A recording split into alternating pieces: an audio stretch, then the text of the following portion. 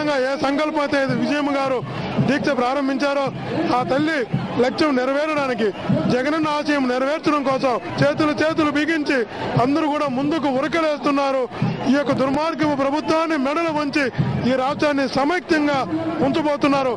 అందుకే పెద్ద భారీ ఉద్యమం. దేవుడిచ్చిన రాజ్యం, మన దేవుడిచ్చిన రాజ్యాన్ని విభజించడానికి ఎవరో ఇండియన్ కానీ ఒక విదేశీరాలకి ఏమి హక్కు ఉందని ఈ రోజు విభజించడానికి ఆమె వస్తుంది. మన దేశానికి ఏ విధంగా ఆమె అర్హురాలు, మన సంస్థని మన డివైడ్ చేయడానికి ఏ విధంగా ఆమె అర్హురాలు అని నేను అడుగుతున్నాను.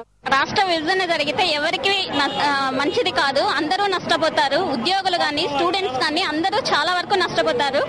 కనుక రాష్ట్రం సమైక్యంగా ఉండాలనే కోరుకుంటున్నాను. జనం తెలుగు జనం ఊవెత్తనగిసే ప్రభంజనం.